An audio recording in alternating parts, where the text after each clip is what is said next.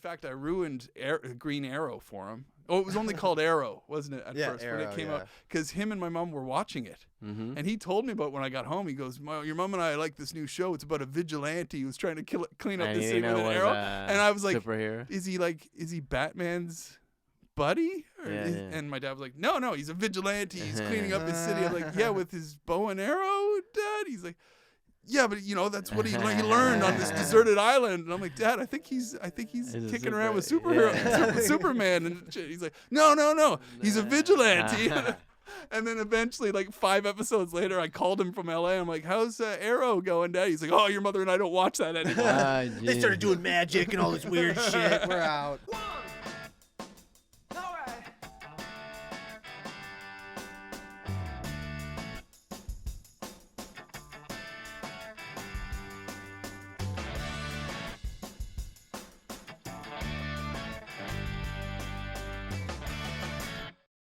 All right.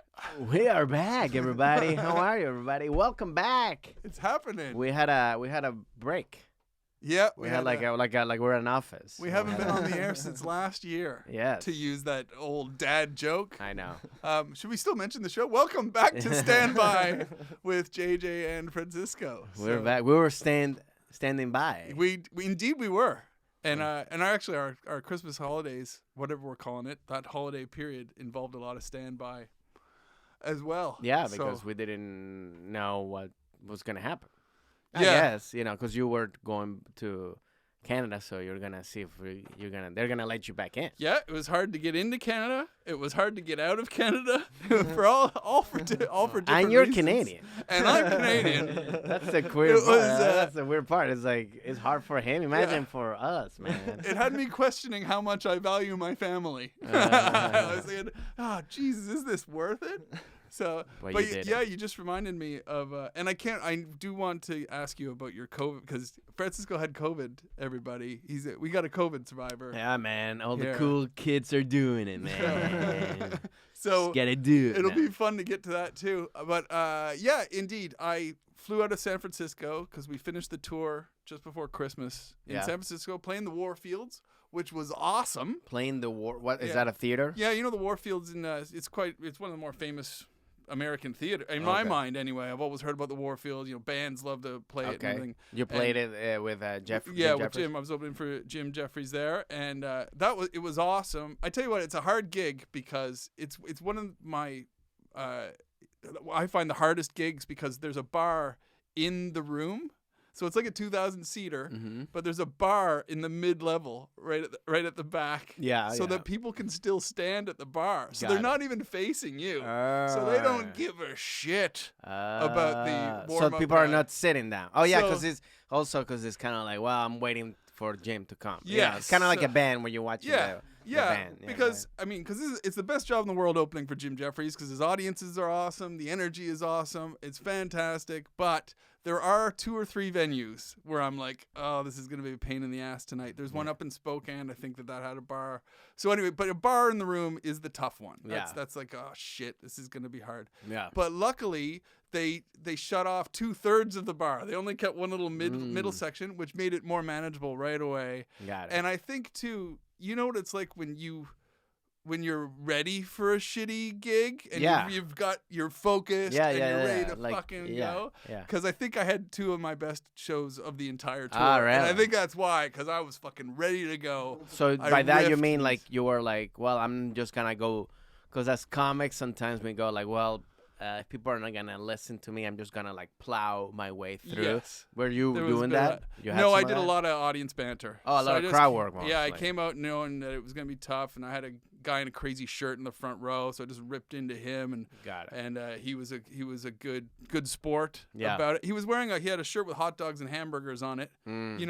Showing your personality on your clothing. And then everybody else on the row was just wearing black, like dressed for a formal night out, and just this dude stuck. So I was able to talk to him and then harass the people at the bar. Okay. And then eventually the light went off for the bar, so I think they decided to close it, and everybody got focused. And I had great gigs, and yeah, I couldn't wait to tell people. I was like, I slayed the demon, because I just found, I would say last time we were at the Warfields, it was just a lot of shouting and a lot of like. Well, you knew what you were expecting, so like it's the same thing that I just happened to me a show that I did in Miami, like a Spanish show in Oh, yeah. Spanish stand up, and it was a show where it's like a little like it's not fully stand up. It's like a lot of stuff like a variety. like a variety show, Right, and yeah. the guy who's host basically talks to the crowd, so they're already like ready to talk. So like, I didn't know that, so I had to like, Yeah. in the beginning, now if I do it again, now I know what to expect. So I'd be Right. like, okay, now I know like how to approach it better. Because Yeah. for me it was like,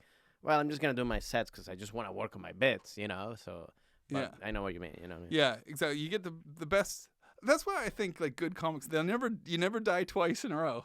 Yeah, You no, know, you don't, because you take your licks and you're ready you're ready. Sometimes you'll have your best gig. Well, and that's what you have of to the also month or whatever the next realize day that. after you take your licks. And you have to also realize what you did. Like, also go like, oh, well, that wasn't that good. I got to do something better. I got to change it up. You know what I mean? The worst, I think, as a comic or anybody, it's like when you start going like, oh, yeah, no, I did fine. When you're like, where you don't see it.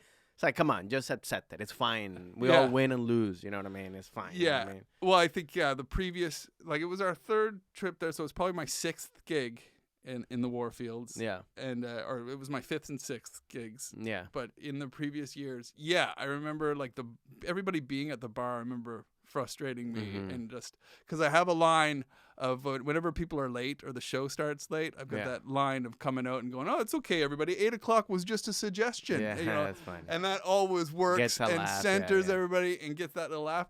And those previous shows at the It Warfield, didn't. it didn't. And they're at the bar, and I tried every little bit, and I'm like, nothing. "Holy fuck! Yeah, Get my yeah. shovel out." Yeah, and yeah, then, I know. And then after like 5 or 6, 7 minutes of trying that shit, then you just go 'Cause into also you automatic drive, don't you? Yeah, just you go go "All plow right, through like whatever. I'll just do I'm my just- 13 and just get other outta here. minutes and Yeah. get the fuck out of here. Because and- this one you're going first. yeah. Like Yeah. there's nobody else going before Yeah. you, so like you're really Yeah. going in. Well, I was with Justin Martindale. He had great gigs too. I think we swapped each night. I think I went first maybe on the Friday and he went first on the Saturday or whatever. So we Got it. swapped around, but we both had great gigs. But I think I was telling him too, because we played Phoenix. We did the Celebrity Theater in Phoenix, which is in the Round. That's Yeah. the famous venue that George Carlin did his specials at. Mhm. So that was awesome. And then we went to San Francisco. So while we were in Phoenix, I was telling Justin, I was like, "You're not gonna enjoy San Francisco. It's gonna be so hard." And so the whole time, Justin was like, "What?" And I'm painting the picture for him. I'm like, the So bar's he kinda gonna be knew. open. So you gave him, you So helped him. So I probably got him to have his back Yeah, up too. yeah, So yeah. both support acts that night. We were Nice. like, "All right, here we go. Got Time it, to got get in fighting shape for these two gigs." Nice. So that was really cool. And then I hung out for a couple of extra days in San Francisco. Went and saw the Golden State Warriors play. Yeah, that's so that fun. was cool, seeing Steph Curry. Of course, one of the You know? best. So that was awesome. And then I had to get my PCR test to get back into Canada while in San Francisco. Oh, so you got it over there. Okay. And and that was really difficult. I went to Really? like 4 different sites in San Francisco because they changed the rules. You have to have 24 hours now. It was 72 hours. That sucks. And it's so fucking hard, man. To get into Canada, you mean? Yeah, I think maybe Canada was still 72 actually. So I'll tell you about the 24 So what was thing it, 24 hours? when I came back to America. Oh, got it. But so in San Francisco, I went to 4 different sites. That's right. So I was looking them up on a website. And the thing about these COVID things is like, we're all flying by the seat of our pants. Yeah. But I went to a couple of sites and then they weren't there. I think it was called Work Labs or something. Work Labs that does all these PCR tests. And I went to a square in San Francisco and it's just empty. And then I called this number and I'm like, "Where the fuck are you guys?" Yeah. And the person's like, "Oh, we're only there on Wednesdays or whatever." I'm like, "Well, why the fuck?" Yeah, why didn't why you put didn't that you in the tell me? website? Yeah. So, and then I went to another place and it was like, "We're only open on Mondays." Luckily, they had a sign in the window. And I was like, yeah. "Holy shit." So like the 4th one I tried was a big proper one. Got it done. Was able to fly to Canada. No problem. Got it. But I wasn't aware of how stressed out Canadians were. Nobody will know this in America or Britain, but they had a surge in Nova Scotia Where I was you were from. going. So, yeah, A search, like a lot of people got the COVID. COVID surge. Yeah, so like Nova Scotia. That means what? Like one person got it? Yeah, probably. Yeah, like oh no, we're in double digits. We got to everybody. search, everybody. One person tested had a false negative. Meanwhile, we're getting like 50,000 Yeah. cases a day in the I know. U.S. Florida's like, what? Freedom. Why? That's what I was trying to tell Canadians while I was home. I was like, you know that we're getting this amount of people getting COVID like per hour in California, but it was very stressful. So I didn't realize the amount of stress until I arrived because having just had my PCR test, and now I arrive.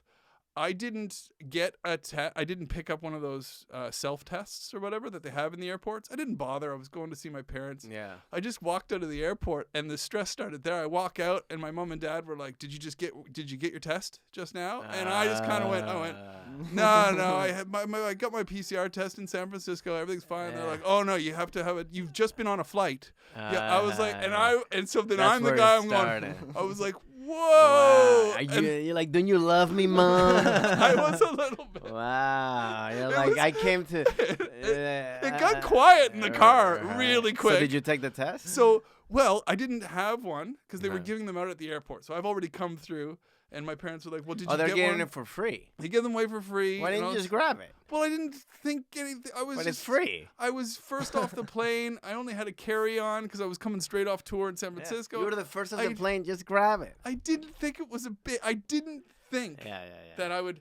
So then they wanted to know if I was negative, and I'm like, and I feel great. I feel fine. Yeah. And then they called my sister. My sister had one, so we had to pick one up at my sister's place on the way back to my parents. And then I sat in the kitchen, and I was doing the test. And my dad had never seen it. All right. So my dad's like lurking.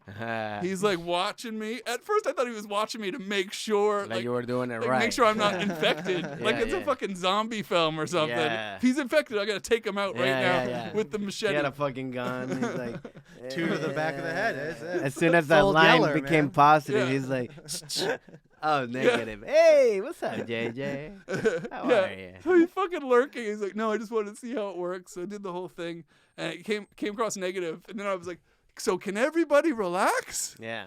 And then they relaxed for about 24 hours, and then everything got a bit crazy again. Why? Because Nova Well, because the Scotia, test lasts 24 hours. yeah. Well, Nova Scotia had this thing. I don't know if other parts of the world, when they had a surge or whatever, but they declared a bubble again. Right? There's been bubbles in several places. I don't remember. What do you mean? So, because did we ever do that here in No, California? no. I guess we didn't. But it means you have to stick to the people that you're hanging out with. If you choose, Yeah, that was how it You was know. originally. I feel like right Was when it? COVID started, they were like, Yeah. keep just to a bubble. small group of Right. people. Yeah, like me- Don't yeah, that's leave, true. It was Like like me- it was like households. It was Yeah. like stay in your Right, house. the household. Yeah, stay with your Don't- household. yeah. Don't go. Yeah. Well, Yeah. my family in Nova Scotia had to do the household thing at the start because Yeah. that was tough. Because my sister's family and my brother's family and my parents, they all live within a social distance of each other, and initially when COVID hit in 2020 or whatever, the rule in Canada was 2 households, so you had to pick one household. So which became like a Sophie's choice for my parents. They're like, "Oh no, we got 2 sets of grandkids." Which one And, is and it? they went with the younger grandkids, that but makes it sense. still hurt the feelings of the middle-aged yeah, grandkids who are yeah. like, "Oh, we want to Just put all the grandkids in one house, and then everyone Yeah. can see them. They Yeah. all live there. But it was so Canadian because I've never felt more. I'm not right wing, but I was definitely. I think in terms of Nova Scotia, I'm because I was a little bit like, "Oh, come on, we've got to hang out with each other and see each other." So this bubble was 10 people. 10 people. Now, my sister's family is 4. Her and Yeah. her husband and 2 kids, 4. My brother's family is 4. Him and his wife and 2 kids. And then your mom and your and dad. my mom and dad. That's 10. And then you.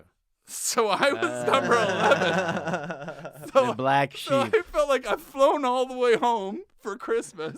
And I'm number 11. Yep. I'm like, draw the blinds, don't let the neighbors see, because that's actually the most. Once I convince my family that it's okay, we'll go 11. Could it be that like it was just all a ploy, like they're just like embarrassed by you, and they're just like everybody's like, yeah, well, let's just tell JJ that it's all this COVID stuff, and It's they're like, 10. and nobody, you're like fucking like Edward Scissorhands. Yeah, they meant to tell me before I left San Francisco, but instead they told me too late. I was already coming. And I was like, damn it! We told them. So what happened? We did everything we could to. So you were just in the like hiding in the So closet? So we all still hung out. Well, I have to say, I always say it's a guideline and it's not the law.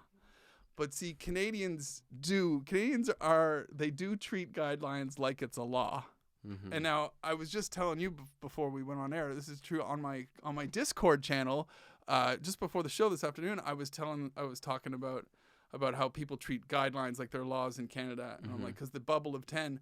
And I had some Nova Scotians in my chat, and I mentioned it, and I said, it's a guideline, it's not a law. And then boom, all the Canadians started going, dude, you have to respect it. Dude, you don't want to step. I was like, holy shit. Canadians behave, man. Yeah. Canadians, if you tell Canadians to do, they're like, oh, we better do that then. So I was like a little bit like the rebel. Or American. And I guess there you go, America. That's you've been living here, so now you're like, what about my freedom? If you were in Canada all those years, you'd have been like, all right, fine. If you were there, you would have been like the same thing. This but is now, the American. That's how you've influenced me, America. So I was a bit of a rebel, but I didn't get to see many of my friends because it's like because you don't want to.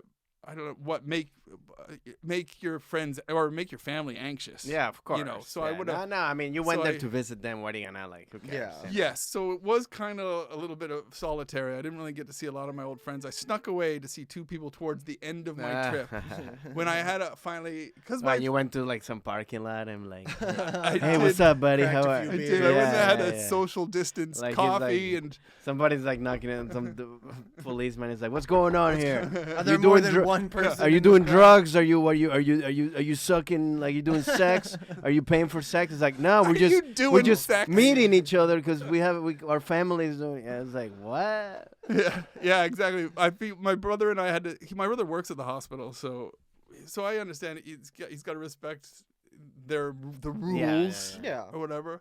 But also, people are just our busybodies. Like when I thought about it, I'm like, yeah, you know what? I bet you the neighbors could go. How many people are there at the Whiteheads? That's 11. Gary, get on the phone. Report them. They've got 11. It's like I always say that. So what happens if that happens? Then you have to kick somebody out. If you get told on. Yeah. So well, I guess so that's what the they idea. call the cops and they go like they take you out. Yeah. Realistically, what are they gonna? They're gonna come and go. 11 people. You're fucking fine. Yeah. I would certainly hope so. Yeah. I would hope, but the Canadian mentality is they would worry about that. They're like, we are over the maximum, and because I was trying to say to other people and on the phone and stuff, not in person, but to some of my friends on the phone, I was like, what's the big? I think this is to deter you from having a party with 30 people. Yeah, that's why they're saying they're trying to. They go 10 so that you don't go 30, but 11's okay. But every Canadian I mentioned it to, they're like, Jay, they're handing out fines. Yeah. This is very serious. You shouldn't be flippant about it. I was like, what the fuck? Yeah. So when I finally said goodbye to my brother, I still had 2 days left. I wasn't gonna see him because he was, so I used that time to quickly see a couple of friends and say, sorry, I couldn't see him much. I got it. But yeah, and then all my gigs all got canceled and shit like that. And then damn. So you just basically went to stay at your parents' house. I went to sit downstairs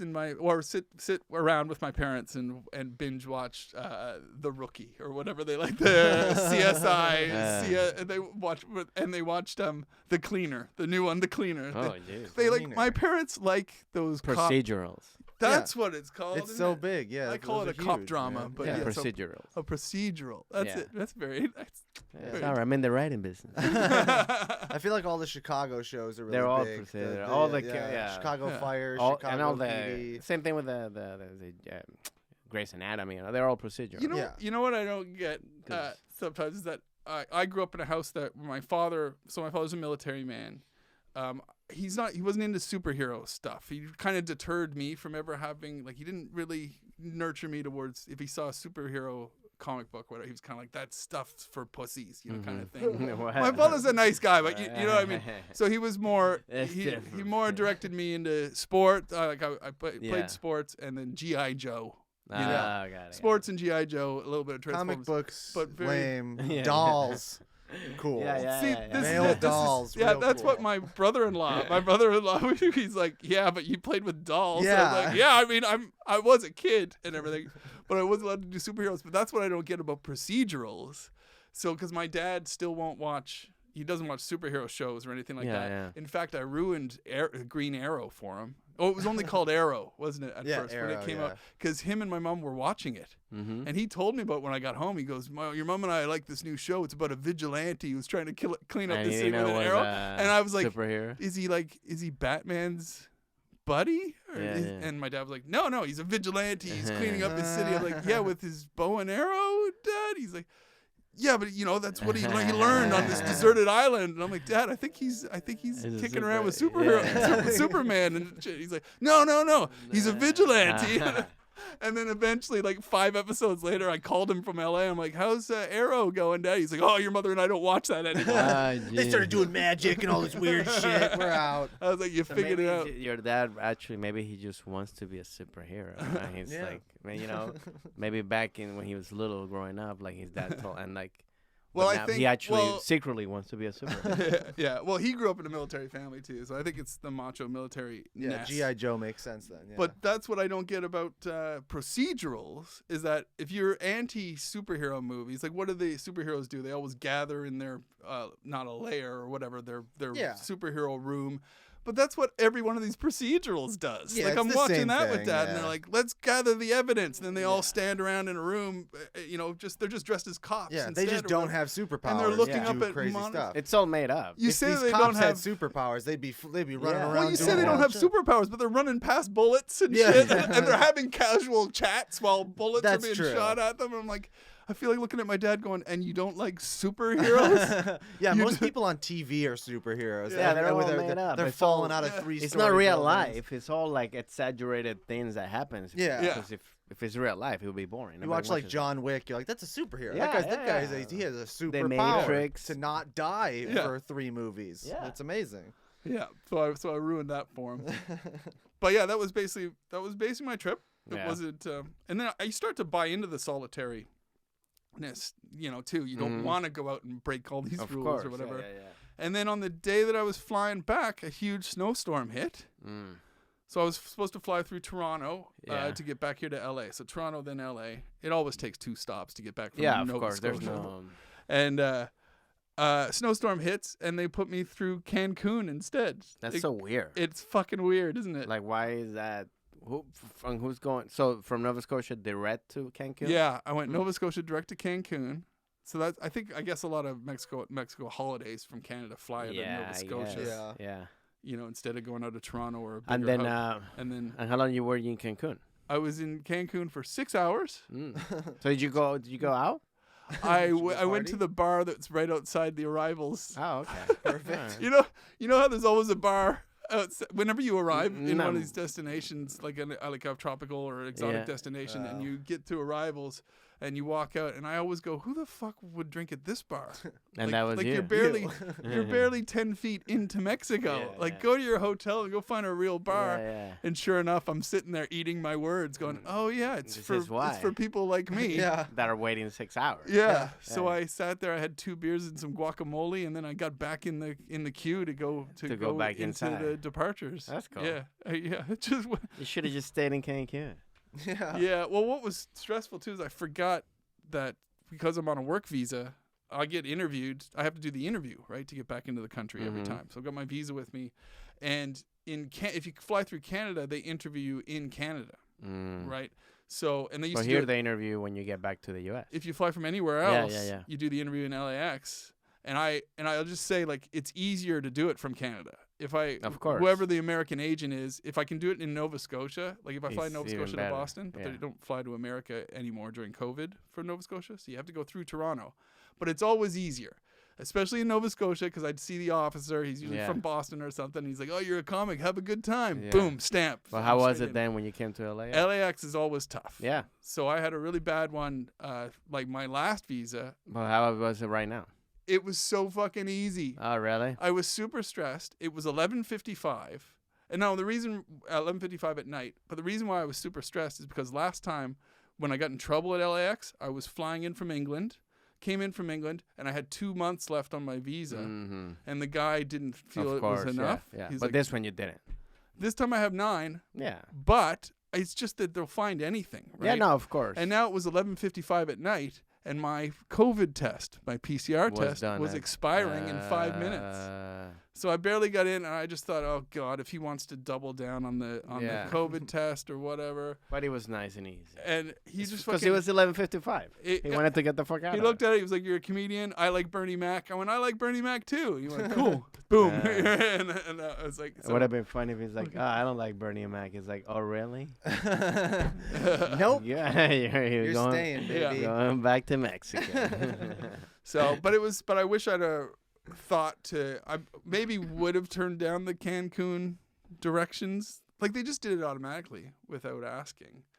But because I had to go through customs in Cancun. I had to go through as if I'm going. You have to go through all the stuff. Yeah. And then there was a big deliberation because I don't speak Spanish, and the security lady, the immigration, she was like, "No hotel," and I was going, "No hotel. I'm going to L.A." And she was like, "No hotel." Bar.